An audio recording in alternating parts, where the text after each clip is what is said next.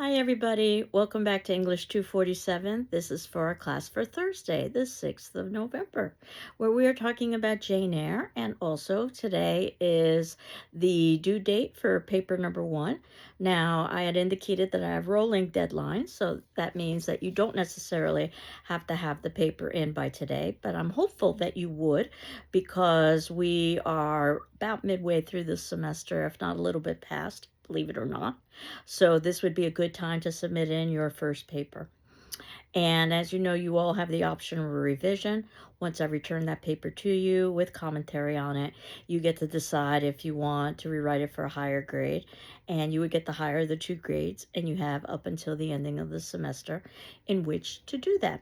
So if you've already submitted in your paper, you are in the queue, so to speak, as I put it. So I'm working my way through papers. I've got papers from quite a few classes. And of all things, I've been recovering from vertigo. So luckily, things are getting better. So I should be able to devote more time to paper grading. I also wanted to briefly talk about registration. And as you are probably aware, the registration period is now open. So I encourage you to register for classes if you haven't already done so. The earlier you register, the more likely it is that you would get exactly what it is you want. So, lots of different ways that you can go about registering. You have all been assigned advisors through the college. So, your advisor probably reached out to you, but if not, you can certainly reach out to your advisor. And I know that for my advisees, I release their PINs so that they can register themselves if they so elect to do so, but it just depends on the advisor. You can also get registered through the Advising Center, and I believe most of you would have been assigned someone through the Advising Center as well. And in terms of finding the courses, you can find that on the GCC homepage. And if you were just to scroll down to programs and then find classes, but I've also included a link in the notes below. So you can see that if you were to click on that, you can search utilizing all kinds of parameters. And obviously, the more parameters you plug in, the fewer results you're going to get. Things like the time of the course, or the instructor for the class, or the credits, or what degree requirement it satisfies, or its modality. So I suspect that for most of you, you have satisfied what we call our 200 level English requirement through the taking of this class, which is the requirement that most liberal arts students have to fulfill, that they are taking what we call an advanced literature class, something that starts with the number 2, and that class might focus on a particular time period or a particular genre or a particular author. So it's more in-depth work than you might have done in your introductory class before that. There are, however, approximately 20-25 students who are pursuing a concentration in English at GCC. What that means is they take 6 of these 200 level classes, one of which is this particular class. And it's very similar to the liberal arts degree. The distinction being is that most of the electives are devoted to English classes. So it's very easy to move in and out of a liberal arts general and a liberal arts English concentration, because if you change your mind somewhere along the line, you can use whatever 200 level English classes you've taken as just general electives in your liberal arts degree. So that said, if you are thinking about transferring into an English major, or even if you just want to show that you have a facility with reading and writing, that's perhaps an option to pursue. I'm the advisor for that, but basically you can talk to any of the English faculty about that. If you are curious as to what it is that I'm going to be teaching next semester during the intersession, which is a highly condensed period of time between the fall and the spring semester, approximately 3.5 weeks. But within that time period, we do the equivalent of 16 weeks. So it is very condensed. I am teaching a public speaking class, and I'm teaching that online, which might seem a bit odd. But again, considering how I'm communicating with you right now, which is online, maybe that doesn't necessarily seem that odd post-COVID. And what I am teaching in the spring semester for my 200 level English class is a Shakespeare class, which is also online. I teach my online classes pretty similarly, so it would be similar to this. And I'm also teaching an online horror fiction class, which is not coded English, it's coded CMN for communications and CMN 201. And lastly, I'm teaching a public speaking class, but this is a face-to-face class on Thursday evenings. So feel free to reach out if you have any questions at all about registration. In terms of Jane Eyre, I'm hopeful that you're finding it to be a different kind of read from Persuasion. Persuasion, I know, can be a bit of a slog, in part because it's so critical of the time period and the status of the landed gentry during this time period. Jane Eyre, around the same time period, but it's a very different lens on female and what happens when female is not raised in a position of privilege. Though Jane Eyre will be privileged considering someone like Harriet Jacobs, An Interview in the Life of a Slave Girl, when we talk about what it means to be a female slave, which is easy to forget that that would have been happening during this time period. But at any rate, Jane Eyre is a governess, and Jane Eyre is an orphan, and Jane Eyre is poor. At least she is through most of the novel, so spoiler alert here. We've got definitely this gothic romance, which definitely appeals to a particular audience, but it has social and religious commentary. Initially written under a pseudonym by Currer Bell, some critics thought that a woman could never have written this novel. And I had quoted Elizabeth Rigby from the Quarterly Review, a female critic no less, saying that Jane Eyre's author is blamed for the highest moral offense a writer can commit, that of making an unworthy character interesting. The book was said to be mischievous and vulgar, pandering to the public taste for illegitimate romance. And usually, when you see adaptations of Jane Eyre, the focus is on her relationship with Rochester. But there is much more that's going on within this text. This plain Jane, if you will, hence her name, Jane, is a poor orphan, but yet she has self respect. In this coming of age novel, because we have an adult who's reflecting back on her youth, and Jane is very active compared to somebody like Anne in Persuasion. So much so that Erica Young, the famous feminist critic, had said that Jane might be the first heroine in fiction to know that she needs her own identity more than she needs marriage, and that her determination not to relinquish selfhood for love could well belong to a contemporary heroine. And I very much agree. Now, in the preface, we're told that conventionality is not morality and self righteousness is not religion, but we actually see that evidence through the story of Jane Eyre. Perhaps that was why Elizabeth Rigby responded so violently against the novel. That I suggest that you divide up into 5 sections or 5 books just so that it's more manageable.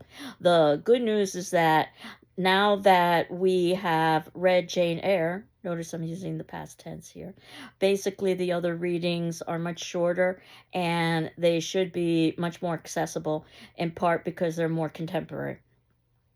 But if we were to divide up Jane Eyre into 5 pieces, Gateshead, approximately the first 4 chapters, where we get the story of Jane's initial youth, and then Lowood, chapters 5 through 10, when we learn about Jane as she becomes a bit older, and then Thornfield, when Jane is working as a governess, chapters 11 through 27, Moorhouse Marshend, chapters 28 to 35, when Jane leaves her position as a governess, and finally Ferndean 36 through 38, which is the resolution of Jane's life, and we get back to her reflecting back on her youth. Now, I would say that the author of Jane Eyre is a very self-conscious writer, so just looking at the title, and this is a spoiler alert, so I hope that you've gotten to the ending of the novel at this point. Not only is Jane important in terms of our title, but so is Eyre, because another way of spelling Eyre is Heir, and what we learn at the ending of the novel is that Jane is indeed the heir of a fortune and ultimately is able to find family as well. But we don't know that when we are first beginning the novel, so we might not necessarily understand the significance of Eyre. All we do know is that as the novel progresses, we start in Gateshead, and think about what a gate is, something that can entrap. It can also be opened and allow release. And when we're told something very simple, like there was no possibility of a walk that day, that shows how female was confined during the time period, and that Jane is sitting cross-legged, again, that would be considered very unfeminine. This is a very youthful Jane. And she is reading on a dreary November day. We talked a little bit about Frankenstein and the Gothic, and certainly the idea of November helps to set the mood. And in chapter 2, we find out how Jane is unjustly punished and that she resisted the punishment from her aunt. A new thing for me. She's 10 years old at this point, and she's taken to a place called the Red Room, which has these supernatural stories associated with it. Jane thinks that she sees an apparition, but whether there is indeed an apparition or this is a figment of Jane's imagination, because Jane is indeed quite imaginative. What we do see is an incredibly strong child. So not only is she female, but she's also a kid, and she's able to defy authority, which is something that we see throughout the novel, much more obvious than what we've seen in previous novels. One of the things Jane needs to learn, though, is how to temper that, so that even if she is experiencing an injustice because she's been unjustly accused, it turns out that her aunt, almost like in a kind of fairy tale Cinderella story with the wicked stepmother, the aunt prefers her own biological children and just feels compelled to raise Jane because she's a relation, and ultimately Jane is not welcomed emotionally into the family. And one of the things that Jane realizes is that she's never going to be welcomed within this family because they truly aren't her family. So when Jane is given the opportunity to leave that situation, she takes it. An adult Jane in chapter 3 says, I ought to forgive Mrs. Reed, or her aunt, and think about the idea of a reed, which is something that's long and thin and brittle, which I think very much describes Mrs. Reed's character. But child Jane does not want to belong to poor people. I was not heroic enough to purchase liberty at the price of caste.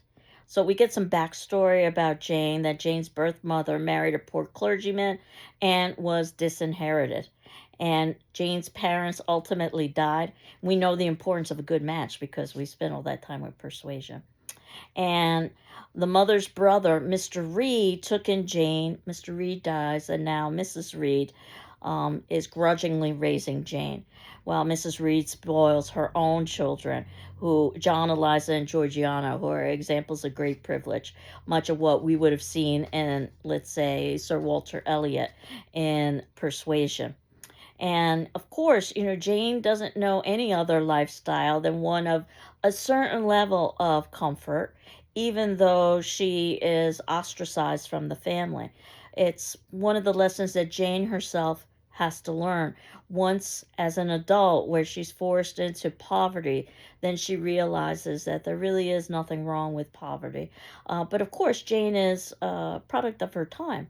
So at first, she's willing to accept the position that she's in because she at least has a certain position and comfort. But when Mr. Brocklehurst comes, and he's described as a black pillar, and you could think about him as a representation of the rigid, hypocritical religion of boarding schools in general, because this novel is a critique of boarding schools, and religion as well. And Jane tells Brocklehurst, when he asks her about how she will avoid hell, that she's just not going to die. Obviously, this is a very sassy young woman, and obviously, this was not the answer that Brocklehurst had wanted. And Jane is willing to tell her aunt that Mrs. Reed is bad, hard-hearted, and deceitful. Though again, part of what Jane needs to learn is how to temper all of this as she becomes older. So she is sent to that boarding school, and again, Jane doesn't object too much considering how she's living in Mrs. Reed's house. Lowood, the school, something that's low, something that's poor. And We find out that the boarding school, as many boarding schools of the time for orphans, had primitive conditions with many deprivations. And there is a teacher there who's the salvation for Jane. Her name is Miss Temple.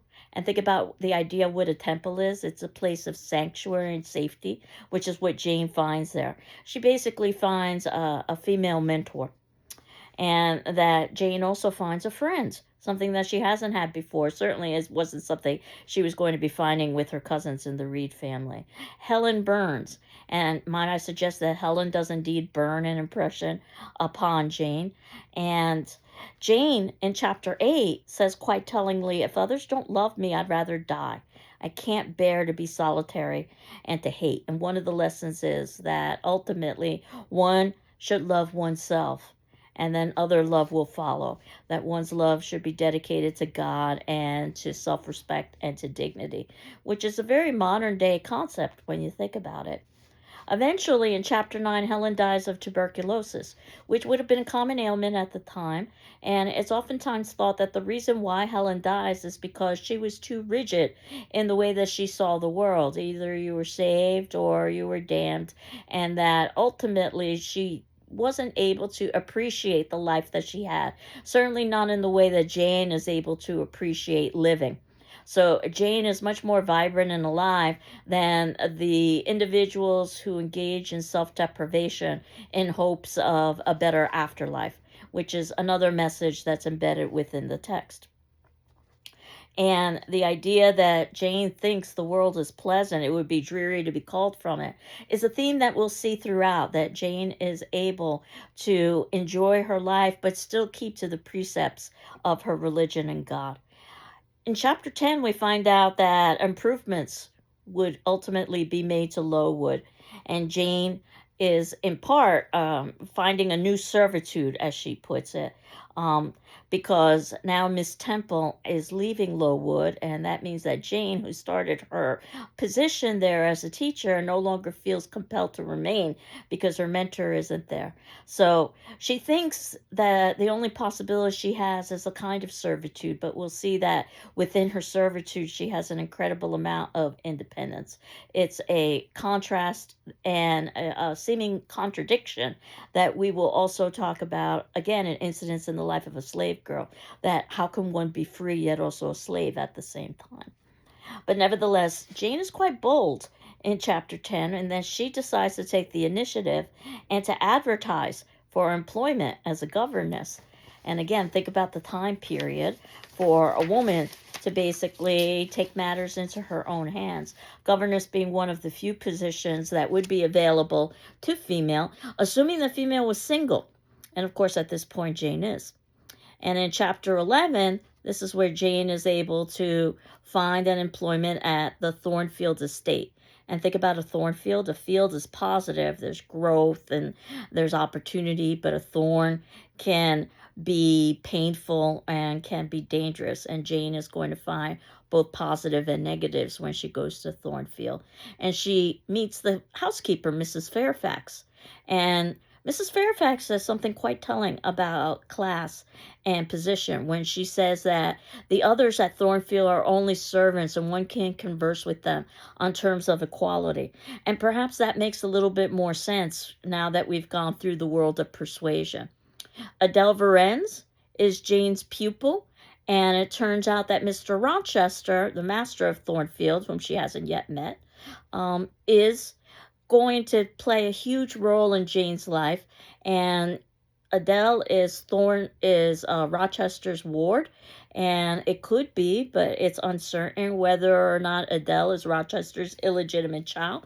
But Rochester feels a sense of responsibility now that the child has been abandoned by her mother to raise this child. So, there is a sense of honor to Rochester, but of course, this will be questioned as the novel progresses. And we hear ghost like laughs, again, very gothic. And so this is as much a mystery as anything else. And the mystery genre is so closely connected to the gothic genre. In chapter 12, Jane talks about how human beings, in other words, women, must have action. Women are supposed to be very calm generally, but women feel just as men feel. They suffer from too rigid a constraint, too absolute a stagnation. It is narrow-minded to say they ought to confine themselves to making puddings, knitting stockings, playing on the piano, and embroidering bags. Again, think about how incredibly contemporary this is. This is where Jane is talking about that she no longer feels a sense of excitement at Thornfield because she's too isolated from the outside world. So she goes for a walk. And of course, we know in the world of persuasion, that would be rather risky behavior because you never know what can happen during a walk. That's where she initially meets Mr. Rochester. While she's outdoors posting a letter for Mrs. Fairfax on her walk, Jane meets and also assists Mr. Rochester. Throughout the novel, there is this idea that they can both ultimately be somewhat equal to one another, which of course is a also progressive idea. And Jane is pleased to have done something, an active thing, and she describes Rochester as masculine, dark, strong, stern. He's also 20 years Jane's senior, and this is where the romance is going to bloom that most Hollywood productions will pursue. And we see how Jane continually shows strength and independence to Rochester. And we find out that Rochester inherited Thornfield when his older brother died. We know the importance of estates and family names and inheritance because we've gone through persuasion.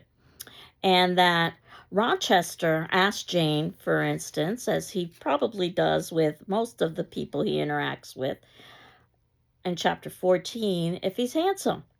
And the answer is supposed to be yes. Jane says no.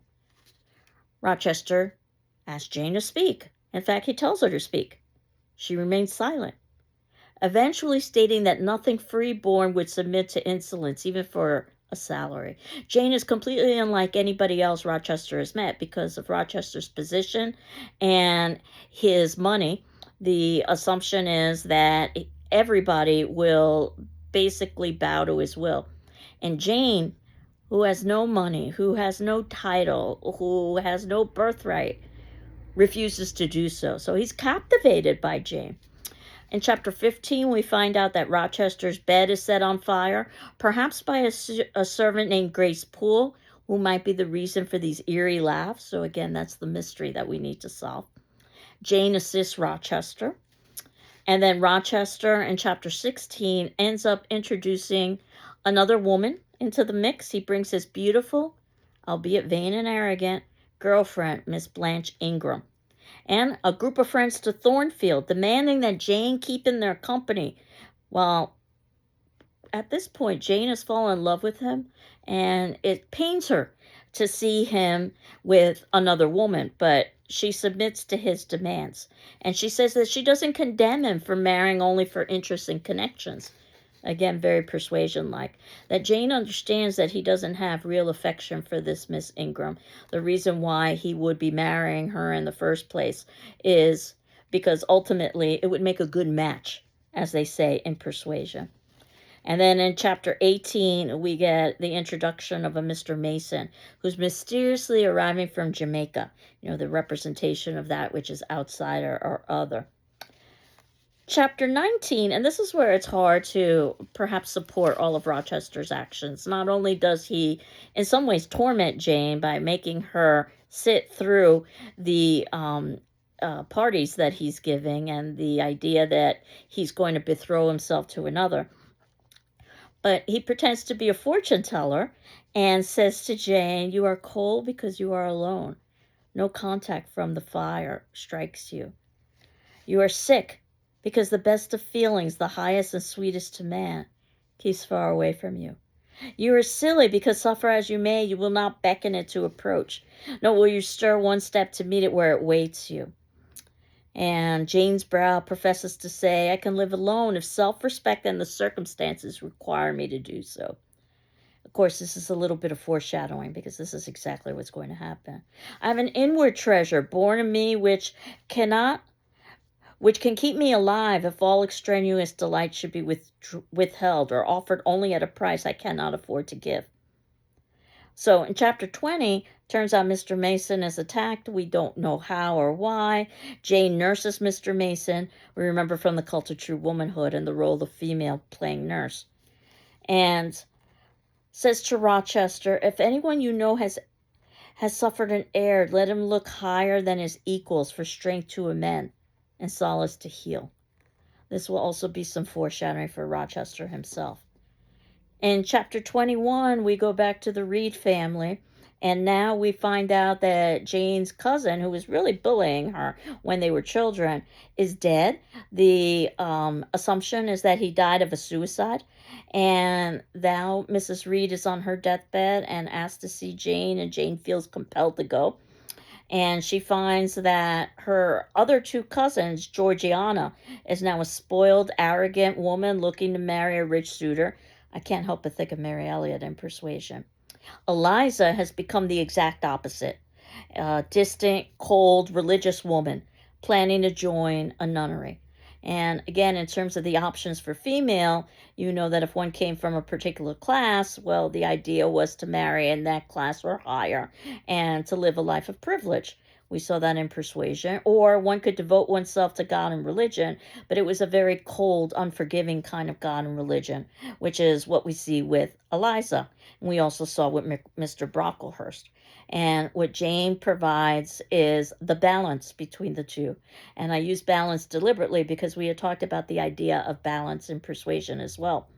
And Mrs. Reed is an old dying woman now on her deathbed who refuses to accept Jane's reconciliation. Jane has matured enough to try to make amends with Mrs. Reed, but Mrs. Reed is too pompous and too arrogant and too self-centered to ever accept an apology. And Mrs. Reed reveals a letter that indicates that Jane is not necessarily a complete orphan, that she has family, a distant uncle who wants to adopt Jane. And basically, Mrs. Reed kept this information to herself. And when Jane returns back to Thornfield with this news in chapter 23 is when Rochester proposes to Jane. And he admits that he was using Miss Ingram to basically make Jane jealous. He proposes while he's smoking a cigar. Any Freudian will tell you the phallic symbolism associated with the cigar. And lightning at that point, or shortly thereafter, will strike and split a chestnut tree. And this is some foreshadowing about some negative events that will be occurring soon.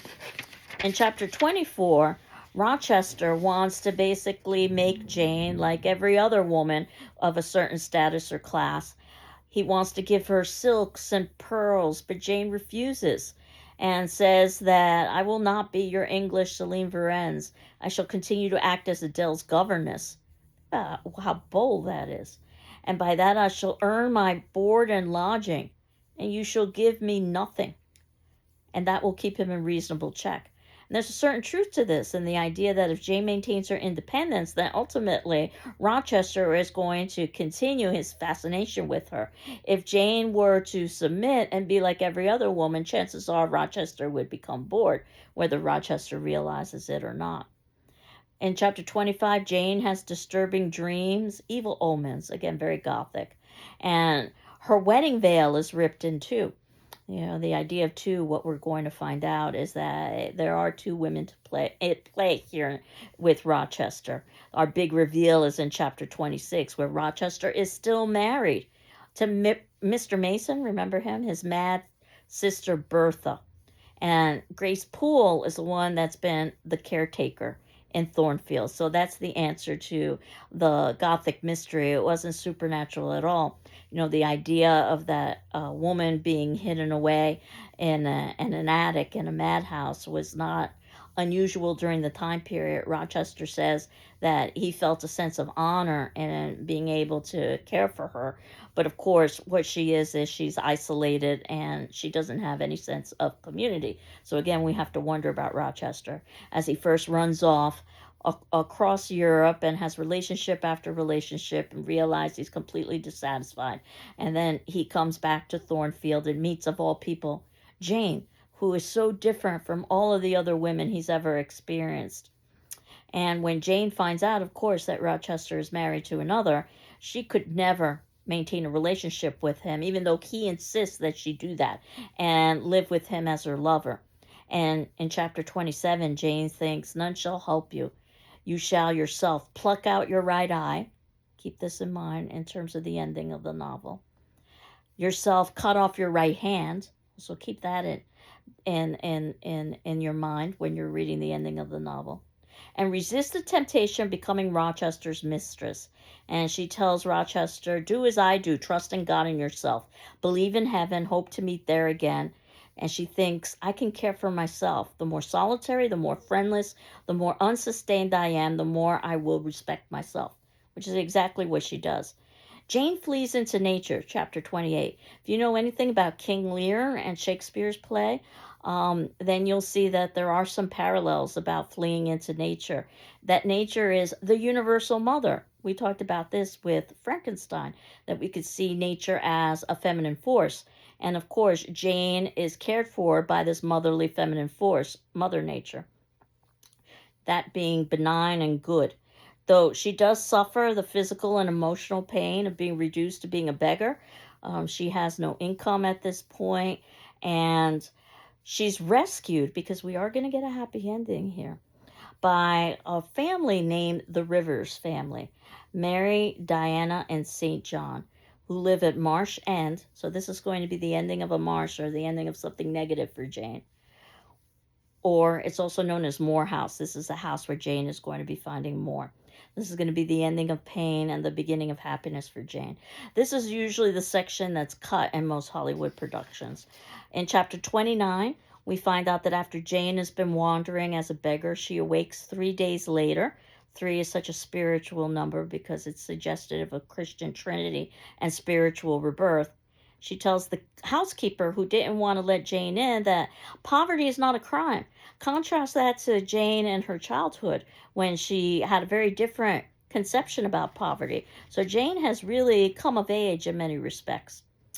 In chapter 30, Jane is bonding with Mary and Diana, and St. John offers her a humble job of teaching poor children, which Jane accepts, because Jane does have a certain level of arrogance to her. After all, she was a governess for a rather wealthy family, so the idea of being a teacher for those that are perhaps less fortunate um, makes her feel uncomfortable. In fact, she even says in chapter 31, she felt degraded by the ignorance, the poverty, and the coarseness of her pupils.